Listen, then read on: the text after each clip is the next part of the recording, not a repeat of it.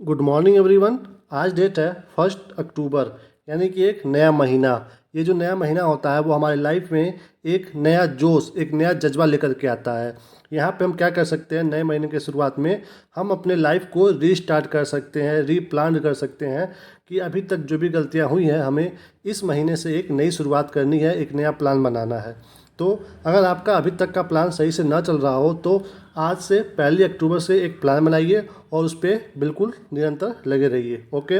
तो नया महीना नया मौका लेकर के आता है, वो आप पे डिपेंड करता है कि आप उसको कैसे यूज कर रहे हो। ओके, तो चलिए देखते हैं आज के मोस्ट इंपॉर्टेंट करंट अफेयर क्या है जो हमारे एग्जाम के लिए बहुत ज़्यादा इंपॉर्टेंट है। तो सबसे पहले हम देखेंगे पहले 21 डेज़ का चैलेंज जो हम डेली देखते हैं। ये 5 टास्क जो आपको फॉलो करना होता है और ख़ुद को ईमानदारी से क्या करना होता है, 5 में से नंबर देना होता है। जितना भी आप नंबर गेन करते हो वो कमेंट करके बताते हो कि आज मुझे 2 नंबर मिला, कि 3 नंबर मिला, कि 5 नंबर मिला, बिल्कुल ईमानदारी के साथ। क्योंकि ऐसा अगर आप 21 डेज़ तक फॉलो कर लोगे तो फिर आप एक रूटीन में आ जाओगे। उसके बाद आपको टेंशन लेने की ज़रूरत नहीं पड़ेगी कि मेरा रूटीन नहीं बन पा रहा है, मैं सही से पढ़ नहीं पा रहा हूँ, मुझे टाइम नहीं मिल पा रहा है। आपको बस 21 डेज़ तक के मिनिमम 5 टास्क फॉलो करने हैं, क्योंकि इसको फॉलो करने में सिर्फ 1% ही सफल होना है। तो हम सबको मिलकर के उस 1% में आना है, किसको, स्टडी स्मार्ट की जो आर्मी है उस। मान लीजिए आप इसको फॉलो कर रहे हो, कोई समस्या आ रहा है आपको, तो आप कमेंट करके बताओ कि मुझे ये फॉलो करने में समस्या आ रही है। मैं आपको रिप्लाई पक्का दूंगा, आपको बिल्कुल मदद करूंगा मैं आपको। ओके, चलिए देखते हैं आज का कोटेशन क्या है जो हम देखते हैं डेली की वीडियो में। आज नए महीने में, आज देखिए 1 अक्टूबर को आज का कोटेशन क्या है जो हमें एक अच्छा इंसान बनने में मदद करेगा। तो देखिए क्या है, आरंभ किया है तो अंत तक भी लेकर जाओ, बीच में थक कर ना बैठ जाओ, हर मुश्किल में छिपा है एक सबक, उसे सीखो और आगे कदम बढ़ाओ। यानी कि क्या कह रहा है कि आरंभ किया है तो अंत तक भी लेकर के जाओ। आप लोग जोश जोश में कोई भी एक नया एम सेट कर लेते हो, नया टारगेट, या फिर कि हाँ मुझे ये एग्ज़ाम निकालना है, मुझे इस चीज़ की तैयारी करनी है। तो आरंभ में तो आप जोश जोश में कर देते हो, बस उसको अंत नहीं ले आ पाते हो, यानी कि उसका अच्छे से उसको आप ख़त्म नहीं कर पाते हो। कि जैसे कि आपने तैयारी शुरू किया, अच्छे से तैयारी किया, एग्ज़ाम दिया और एग्ज़ाम क्लियर कर लिया, ये आप कर नहीं पाते हो। आप जो उसमें तैयारी शुरू करते हो, आसपास के पड़ोस के लोगों को देख करके मोटिवेट होते हो, बट जो रूटीन होता है, जो उसका प्रोसेस होता है, उसको आप फॉलो करने में फेल हो जाते हो। तो ऐसा नहीं करना है। देखिए, बीच में थक कर ना बैठ जाओ, ऐसा लाजमी है। आप इंसान हो तो नो डाउट बीच में अपने ऊपर डाउट होगा कि मेरे से होगा कि नहीं होगा, या फिर पढ़ते पढ़ते थकान आ जाएगी। तो कोई बात नहीं, आप इंसान हो, मशीन तो हो नहीं। बैठ करके थोड़ा रेस्ट करो, मूवी वगैरह देखो, दोस्तों के साथ थोड़ा सा बाहर चले जाओ, बट थोड़ा सा लिमिट में, अपने आप को बस रिफ्रेश करने के लिए। ओके, तो ये चीज़ कोई बड़ी बात नहीं है अगर आप बीच में थक जा रहे हो तो। और हर मुश्किल में छिपा है एक सबक, उसे सीखो और आगे कदम बढ़ाओ। हर मुश्किल में छिपा है एक सबक, यानी कि देखिए आपको क्या करना है। मान लीजिए आपने कोई गलती किया, तो कोई बात नहीं, इंसान से ही गलतियाँ होती हैं, बट आप उस गलती से क्या सीखे हो उस चीज़ को आप नोटिस ज़रूर किया करो, और उसको फिर से दोबारा रिपीट करना मतलब ना चाहो। ऐसा नहीं कि आप गलती किए जा रहे हो फिर उसको रिपीट किए जा रहे हो, तो फिर वो आपकी सबसे बड़ी गलती है। गलती होना कोई बड़ी बात नहीं है, गलती को रिपीट करते रहना बार बार, ये सबसे बड़ी गलती है। तो आप उससे सीखते जाओ और आगे कदम बढ़ाते जाओ। धीरे धीरे वो समय आएगा, ऐसे सीढ़ी होता है ना, ऐसे धीरे धीरे आप वहाँ पे पहुँच जाओगे जहाँ पे आपको सफलता मिल जाएगी। चलिए देखते हैं आज का इंपॉर्टेंट करंट अफेयर क्या है। तो सबसे पहला क्वेश्चन क्या है, आईफा अवार्ड 2024 में बेस्ट फिल्म का अवार्ड किसे मिला है। तो बताना है कि जो आईफा अवार्ड 2024 का है इसमें बेस्ट फिल्म का अवार्ड किसे मिला है। सामने आपके ऑप्शन है, तो किसको मिला है दोस्तों, एनिमल को मिला है। कौन सी मूवी, एनिमल मूवी को मिला है बेस्ट फिल्म का अवार्ड 2024 में, आईफा अवार्ड में। ये दोस्तों इसका आयोजन कहाँ पे हुआ है, आबू धाबी में। यानी कि ये जो आईफा अवार्ड चल रहा है इस शो, ये चल रहा है कहाँ पे, आबू धाबी में चल रहा है, यानी कि यूएई में चल रहा है, यूएई की राजधानी आबू धाबी में।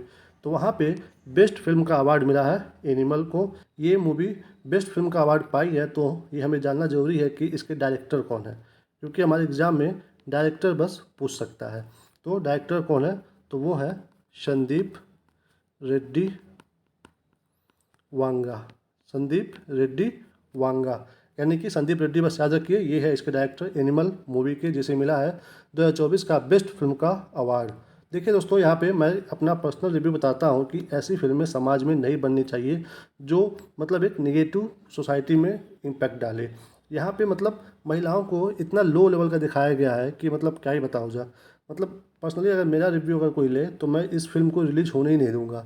ओके, ऐसी फिल्में मार्केट में आनी ही नहीं चाहिए जो एक गलत न्यूज़ फैलाए और महिलाओं को दबा करके रखने की जो शो होता है ना, दिखाता है, ये बिल्कुल गलत बात है। ये फिल्मों में ऐसी नहीं दिखाना चाहिए। ओके, ये तो हो गई animal best film. Okay, best film.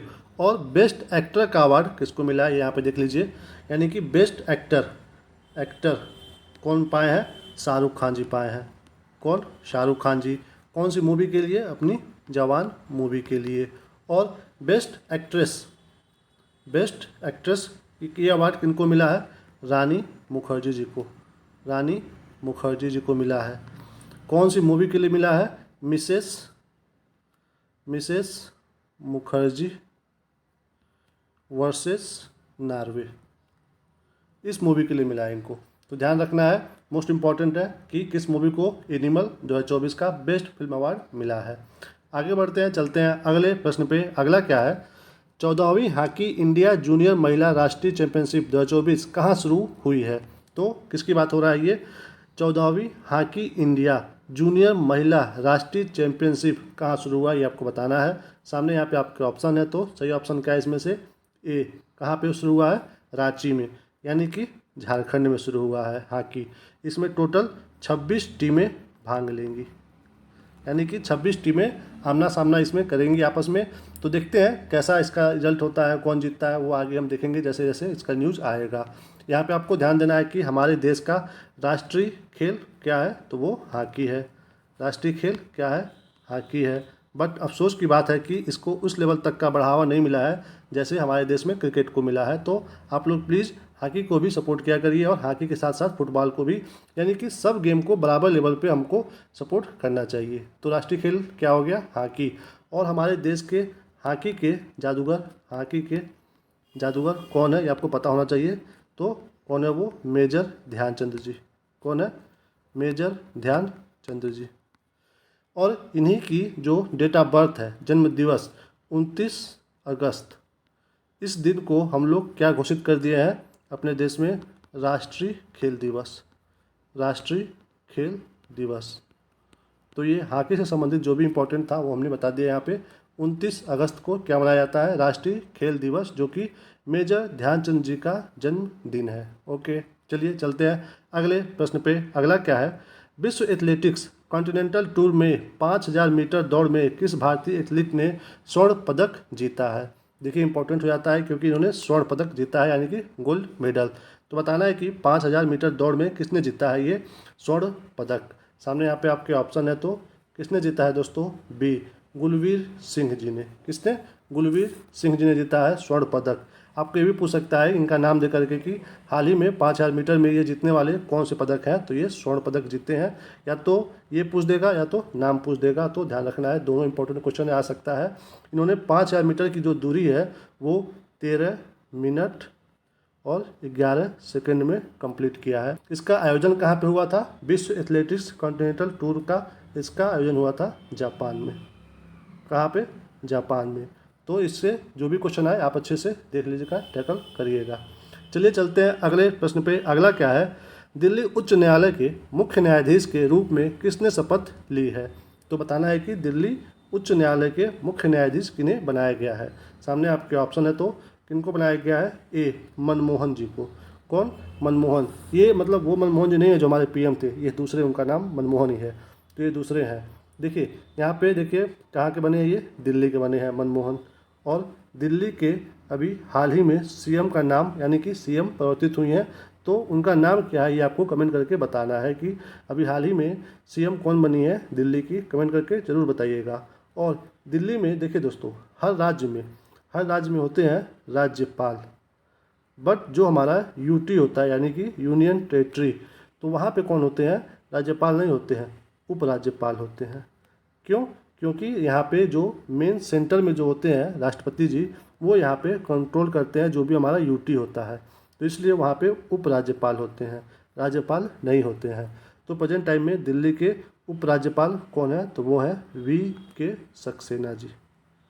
आपको बताना है कि सीएम कौन है, अभी हाल ही में उनका चयन हुआ है, न्यूज़ में बहुत ही नाम पता होना चाहिए, आपको कमेंट करके बताना है बिल्कुल। ओके, चलिए चलते हैं अगले प्रश्न पे। अगला क्या है? 1 अक्टूबर को देश भर में कितने सक्षम आंगनवाड़ी केंद्रों का शुरुआत होगा। तो बताना है कि अब कितने आंगनवाड़ी केंद्र खोले जाएंगे। सामने आपके ऑप्शन है, तो कितने खोले जाएंगे। ए 11,000। कितने 11,000 आंगनवाड़ी केंद्र। ये क्या होता है आंगनवाड़ी केंद्र। देखिए इसकी शुरुआत हुई थी 1975 से। इसका देखिए आंगनवाड़ी केंद्र का मतलब है आंगन प्लस आश्रय, यानी कि आंगन में ही श्रेय मिलना, आश्रय मिलना। देखिए यहाँ पे क्या होता है, यहाँ पे जो गांव की महिलाएं होती हैं और जो बच्चे होते हैं उनका ख्याल रखा जाता है, उनको अच्छे से देखभाल किया जाता है। यहाँ पे एक तरह से ये सरकारी क्या बोलते हैं, ये स्वास्थ्य सेवा है, ये सरकारी। ओके, तो इम्पोर्टेंट है। कितने आंगनवाड़ी केंद्र खोले जाएंगे। 11,000। याद रखना है, यहाँ पे बच्चों और माँ का ख्याल रखा जाता है। जैसे कि मान लीजिए कोई बच्चा है, 0 से जब उसका पैदा मतलब वो जन्म होता है तब से लेकर के 6 वर्ष तक यहाँ पे उसको देखभाल किया जाता है, जैसे कि उसका मानसिक व शैक्षिक विकास हो सके। तो इसीलिए इम्पोर्टेंट हो जाता है हमारे देश में आंगनबाड़ी केंद्र। ओके, चलिए आगे बढ़ते हैं, चलते हैं अगले प्रश्न पे। अगला क्या है, हाल ही में भारतीय कला महोत्सव के पहले संस्करण का उद्घाटन कहाँ किया गया है। तो किसका बात हो रहा है, भारतीय कला महोत्सव का। तो बताना है, सामने यहाँ पे ऑप्शन है, तो कहाँ पे हुआ है। सी सिकंदराबाद में। कहाँ पे, सिकंदराबाद में। मोस्ट इम्पॉर्टेंट क्वेश्चन है, याद रखिए। सिकंदराबाद यानी कि तेलंगाना। कहाँ पे, तेलंगाना में। देखिए इसका उद्देश्य क्या है भारतीय कला महोत्सव का। ये है तो हो रहा है सिकंदराबाद में, बट मेन जो फोकस है वो नॉर्थ ईस्ट, जो नॉर्थ ईस्ट के हमारे राज्य हैं वहाँ की कला संस्कृति, जो वहाँ की जो शिल्प है, यानी कि जो हाथ से बनाए जाते हैं शिल्पकारी, और साथ ही साथ वहाँ की जो विविधता है उसका प्रदर्शन होगा यहाँ पे। यानी कि फोकस में कौन रहेगा, नॉर्थ ईस्ट का रीजन। नॉर्थ ईस्ट मतलब आपको पता ही होगा ना, जैसे अपना ये भारत का नक्शा है ऐसे, तो जो ये वाला इधर का जो एरिया है नॉर्थ ईस्ट, तो इस पे फोकस रहेगा। यहाँ की कला संस्कृति और जो शिल्प है, वहाँ का जो विविधताएँ हैं उसका प्रदर्शन किया जाएगा इस भारतीय कला महोत्सव में। देखिए यहाँ से इम्पोर्टेंट एक प्रश्न ये भी है कि इसका आयोजन किसके द्वारा किया जा रहा है। तो इसका आयोजन कर रहा है पूर्वोत्तर क्षेत्र विकास मंत्रालय तथा संस्कृति मंत्रालय। कौन कौन सा, पूर्वोत्तर क्षेत्र विकास मंत्रालय और संस्कृति मंत्रालय, इन दोनों को मिला करके ये आयोजन किया जा रहा है भारतीय कला महोत्सव का, जो कि सिकंदराबाद में हो रहा है, तेलंगाना में हो रहा है, बट फोकस क्या है, नॉर्थ ईस्ट है। क्या है, नॉर्थ ईस्ट है।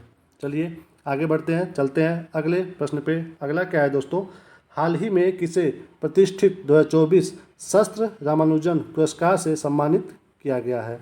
तो किसकी बात हो रहा है, ये शास्त्र रामानुजन पुरस्कार 2024 किसे मिला है ये आपको बताना है। सामने यहाँ पे ऑप्शन है, तो किनको मिला है दोस्तों, डी अलेक्जेंडर डन को। किसको मिला है, अलेक्जेंडर डन को मिला है 2024 का शास्त्र रामानुजन पुरस्कार। ये कैसा पुरस्कार है, कब से दिया जा रहा है, ये आपको पता होना चाहिए। आगे भी यहाँ पे देखिए, ये पुरस्कार दोस्तों तमिलनाडु की एक यूनिवर्सिटी है जिसका नाम है शास्त्र यूनिवर्सिटी, शास्त्र यूनिवर्सिटी, उसके द्वारा ये तमिलनाडु की जो यूनिवर्सिटी है उसके द्वारा ये शुरुआत किया गया था इस पुरस्कार का। कब किया गया था, 2005 में। और क्यों किया गया था, क्योंकि तमिलनाडु में जन्म लेने वाले कौन है, यहाँ पे नाम देखिए उनका क्या लिखा हुआ है, रामानुजन। ये बहुत ही बड़े गणितज्ञ थे हमारे देश के, इन्होंने बहुत अच्छे अच्छे थ्योरी दिया है मैथ में। तो इनके सम्मान में इस यूनिवर्सिटी के द्वारा 2005 से इस पुरस्कार की शुरुआत की गई थी। और इसमें एक कंडीशन है, क्या कंडीशन है कि आपको ये अवार्ड तभी मिलेगा जब आपका एज 32 साल से कम होगा और आप मैथ के फील्ड में कोई एक अच्छा मुकाम हासिल किए रहोगे। 32 साल क्यों, क्योंकि 32 साल की एज में ही रामानुजन जी का मृत्यु हो गया था। तो उन्हीं के सम्मान में ये क्राइटेरिया बनाया गया है कि अगर आप 32 साल की एज से पहले एक अच्छा मुकाम हासिल कर लेते हो मैथमेटिक्स में, तो फिर आपको ये अवार्ड दिया जाएगा। तो ये पूरे दुनिया भर में होता है कि दुनिया भर से आप कहीं भी हो, ऐसा नहीं है कि इंडिया में ही, कहीं के भी हो, अगर आपने अच्छा मुकाम हासिल किया है मैथ में तो आपको ये पुरस्कार दिया जाता है। तो 2024 में किसको मिला है, अलेक्जेंडर डन जी को मिला है। और ये जो ऊपर नाम लिखा है इनको मिला था 2023 में, 2023 में मिला था रई किसियांग झांग को 2023 में, और 2024 में मिला है अलेक्जेंडर डन को। ये कहाँ के हैं दोस्तों? ये यूएसए के हैं। कहाँ के हैं ये? यूएसए के, यूएसए की जो जॉर्जिया की। ओके, चलिए चलते हैं अगले प्रश्न पे। अगला क्या है दोस्तों? अगला देखिए, कवच 4.0 का ट्रायल किस राज्य में हुआ है? किसकी बात हो रहा है? कवच 4.0 का। तो बताना है कि इसका ट्रायल कहाँ पे हुआ है। तो ये दोस्तों हुआ है राजस्थान में। कहाँ पे? राजस्थान में।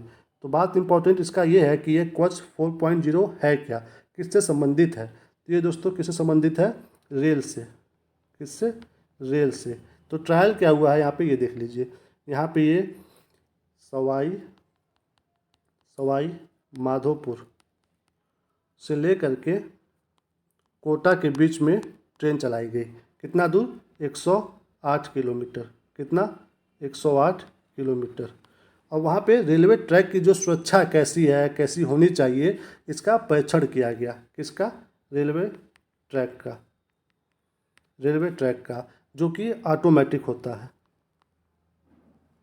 यानी कि ऑटोमेटिक मतलब उसका क्या सुरक्षा है, क्या होनी चाहिए, क्या सुधार कर सकते हैं, उसी का यहाँ पे परीक्षण किया गया है राजस्थान में, सवाई माधोपुर से कोटा के बीच में 108 किलोमीटर रेल चला करके। ओके, तो ध्यान रखिएगा, मोस्ट इम्पॉर्टेंट है। यहाँ पे एक चीज़ और देख लीजिए, यहाँ पे बात हो रहा है राजस्थान का, तो आपको ये ध्यान रखना है कवच 4.0 यानी कि कवच 4.0 किससे संबंधित है? तो ये संबंधित है रेलवे ट्रैक का परीक्षण से, जो कि राजस्थान में किया गया है। ओके, तो अब राजस्थान की बात हो रही है, तो यहाँ पे देख लीजिए कि राजस्थान की स्थापना कब हुई थी। इसकी स्थापना हुई थी 26 जनवरी 1950 को, एक राज्य के रूप में राजस्थान को यहाँ पे ये पहचान मिली थी। ओके, और इसकी राजधानी कहाँ पे है राजस्थान की? तो वो है जयपुर में है। ओके, यहाँ का सबसे फेमस एक लोक नृत्य है जो कि एग्जाम में बार बार पूछता है, वो क्या है? तो वो है दोस्तों घूमर। क्या है? घूमर। आप मूवी वगैरह में देखे होंगे घूमर, वो यहाँ का फेमस लोक नृत्य है राजस्थान का। और राजस्थान में दोस्तों झीलें हैं, फेमस झील यहाँ पे हैं, जो कि हमारे एग्जाम में बार बार पूछता है। कौन कौन सा? पुष्कर झील है, उसके बाद पिछौला झील है, पुष्कर हो गया, पिछौला हो गया, और एक और है, हाँ, जयसमंद झील है यहाँ पे, और एक फतेह सागर झील है। ये झील बार बार एग्जाम में पूछता है, पुष्कर, पिछौला, जयसमंद और फतेह सागर। तो ये सारा झील कहाँ पे है? ये पूरा राजस्थान में है। ओके, आगे एक और चीज़ देख लीजिए, यहाँ पे राजस्थान में कुछ नेशनल पार्क हैं। नेशनल पार्क तो कौन कौन से हैं वो भी इम्पोर्टेंट यहाँ पे देख लीजिए। तो एक तो बहुत ही फेमस है रणथंभौर, बार बार एग्जाम में पूछता है कि रणथंभौर नेशनल पार्क कहाँ पे है? तो राजस्थान में है। और उसी के साथ साथ एक और फेमस है, कौन है वो? केवलादेव। ये दोनों बार बार एग्जाम में पूछता है, रणथंभौर और केवलादेव नेशनल पार्क, ये दोनों राजस्थान में है। और एक और है, कौन सा है? मुकुंदरा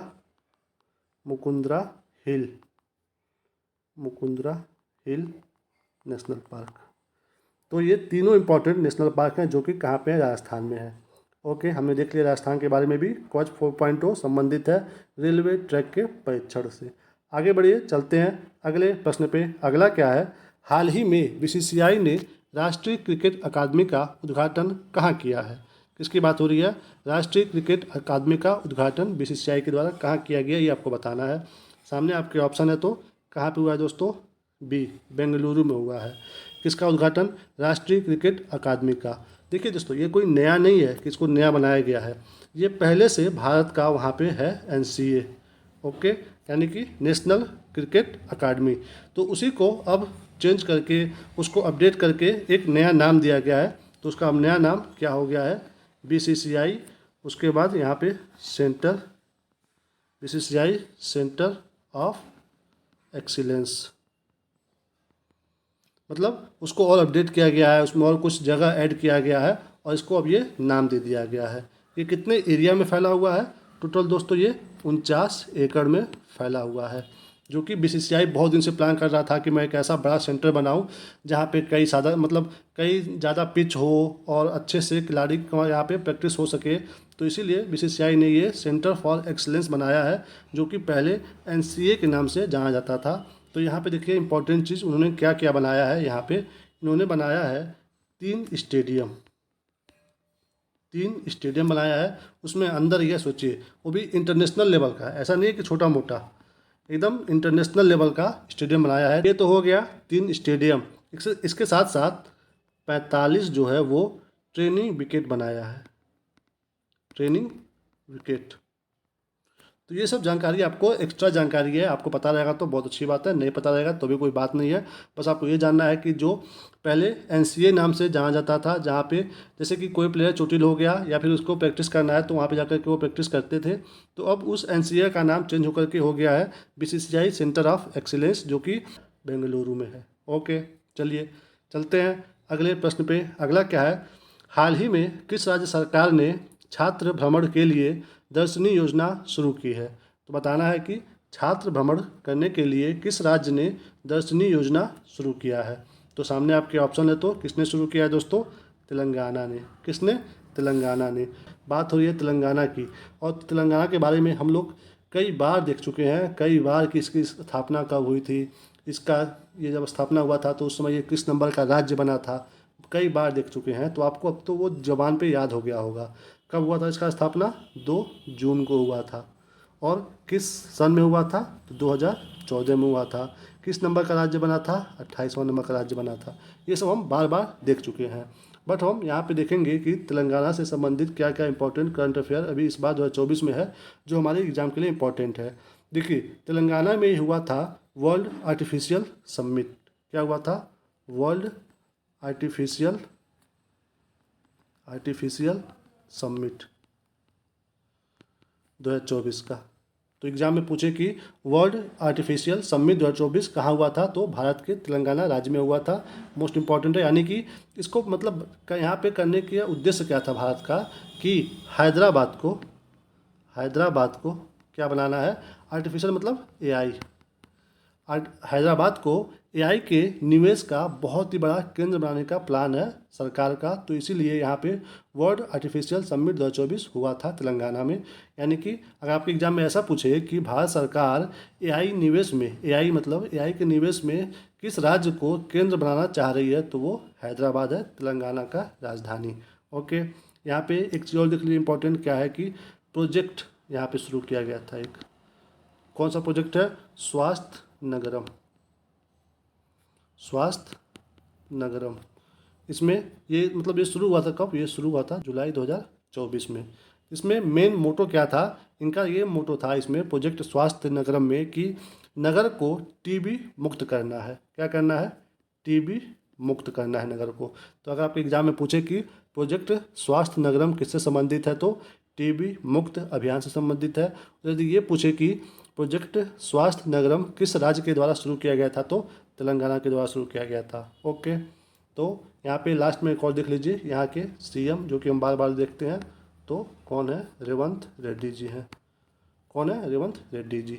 ओके, इस वीडियो को यहीं पे हम समाप्त करते हैं। अगर थोड़ा सा भी आपको इन्फॉर्मेशन इस वीडियो से मिला हो तो प्लीज़ वीडियो को लाइक करिए, शेयर करिए, और आपका जैसा भी रिव्यू हो देखने के बाद, अच्छा बुरा या फिर कोई भी माइंड में बात हो तो कमेंट करके बिल्कुल खुल के लिखिए। ओके, और चैनल पर नए हो तो सब्सक्राइब भी प्लीज़ कर लीजिए। अपना ख्याल रखिए, मुस्कुराते रहिए। अपने एग्जाम का जो प्रोसेस है, जो आपका टाइम टेबल है, जो मैं डेली बताता हूँ कि आप ये चीज़ फॉलो करो, बस आप उसको फॉलो करते जाओ।